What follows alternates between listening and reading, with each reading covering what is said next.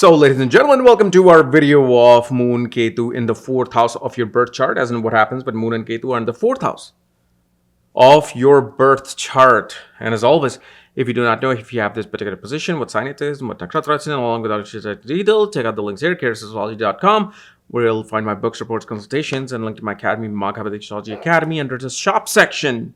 Okay, where I'm currently teaching Nandi Nadi and the Vastu course that is also there, along with every single thing you can possibly imagine. Now, also remember, I'm bringing a new Atmakarka series here on the beloved YouTube. Meaning, we're going to go through Atmakarka through houses. Like Sun, Moon, Mercury, Venus, Okay? So first of all, with Moon Ketu in the 4th, most definitely you will see that there would be, especially for the mother, and remember, I'm saying this based on the fact that it's only Moon and Ketu that are affecting this particular placement. There's no other third planet involved or 4 planets involved, because that will completely change everything. Okay, and this is something you learn in Nadi astrology. And not even that, it's just in Vedic astrology you'll learn 3 planetary conjunction will make a 1 yoga, while 2 planetary are making another yoga. Okay, so here, one thing you will see is that sometimes a mother can deal with the postpartum depression after birth, like not being able to link with the child. Otherwise, mother or this individual deals with a lot of criticism through the mother, a lot of sharpness through the mother that comes in, where a person is not able to develop their confidence because of the mother. So some form of psychological either issue will be there.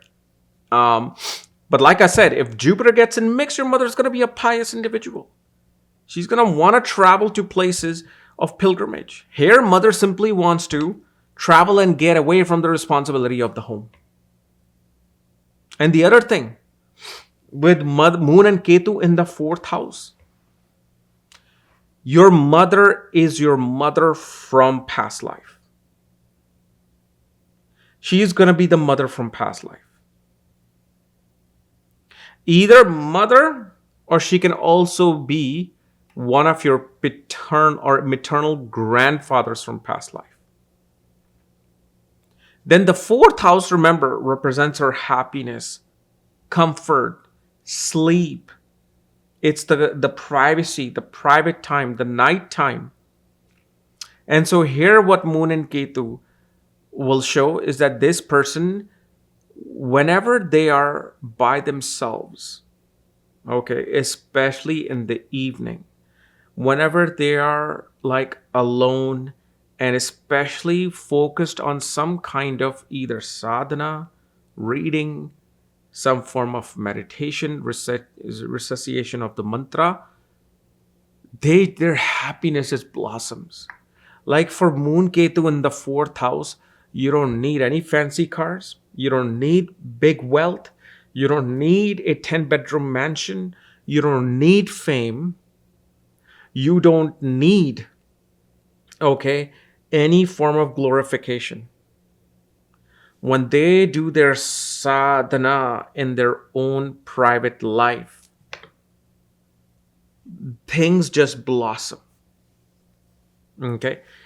And especially you will see with Moon Ketu, there's a heavy dose of love, nourishment that comes through people of the homeland.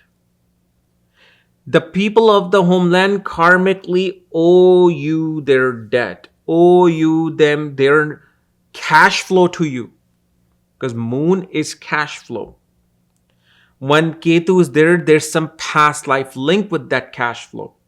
4th house is mother, but 4th house is also the people of the homeland. So this person will benefit, doesn't matter if they're in foreign country. They're going to benefit with people from the homeland, where they're going to give you part of their cash flow with whatever business or job you do, especially business becomes very important here. And then you will also see right when they were born with Moon Ketu, probably around 11th year, somebody in mother's family left.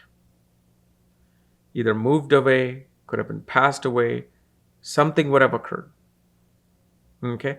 Also, Moon Ketu can bring about disputes of the mother with either her own in-laws or your own in-laws after your marriage. Okay. Yet also with Moon Ketu in the 4th house, there's naturally a lot of lack of self-esteem that gets developed. No matter how confident this person may look, internally, they're going to feel like any criticism towards this person will stab them in the chest. Why? Because Moon is soft. Moon is soft and hard. It's like one coin. One side of the moon is just really soft. One side of the moon is like hard as a rock. If it hits you, boy, you'll be bleeding. But here Ketu comes, which is knives and cuts. Okay. And it represents our psyche. 4th house is our psyche. So whenever some criticism comes from society, which is directly opposite to Moon, which is the 10th house, from there, they will feel very sometimes incompetent, even if they're completely capable of doing something.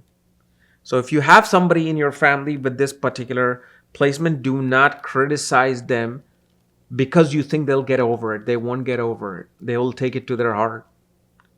Moon Ketu in the 4th, especially 32nd year, becomes very important. 32nd or 29th year becomes very important for children in their life. And then also, mother's family, a home in the mother's family will be divided. And especially you will see this either at the age of 14 or 34. Like in India, we call it Batvara, separation of certain assets and lands. Those things will take place. But you will also see with Moon and Ketu in the 4th of consciousness, intuition is through the roof of this individual. Even I don't care if they're plumbers. I don't care if they're psychics. I don't care if they're computer engineers. They just know. It's like divinely gifted intuition that is given to them from past. Because it's in the moksha house. Moksha house is 4th, 8th, and 12th.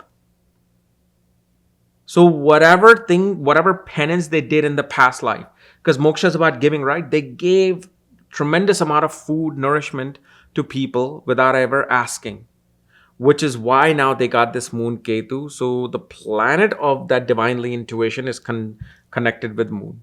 But also with this connection will bring karma of some other life into this individual in the 4th house. And especially such an individual should only live on a ground floor. They should not live in a high rise. Although in high rise, what can happen is life can suddenly go up like they wouldn't even imagine, and then boom, bring it down. So always, as much as you can, be in a ground floor. If let's say you have a 2-story home, okay, most homes may be 2-story, make sure your room and your office is on the ground floor. It's not like you can go upstairs. Of course, don't go into these minute things. Of course you can. I'm sure you're working in a building which is on a 10th floor. I'm talking about living. I'm talking about especially where you sleep and where you spend most of your time. So yeah, if you have a home, 2-story home, your office should be on a ground floor, especially if Ketu's with Moon in the 4th house. Okay. So anyway, guys, this was my analysis of Moon, Ketu in the 4th house. I mean, I could say a lot, but certain things you shouldn't be saying. But anyway, if you're new to my channel, subscribe below so you don't miss these type of videos. And you want to know where your planetary alignments are, to get a consultations, my books, reports, academy, go to KRSastrology.com shop section. Otherwise, we'll see you later. Bye-bye.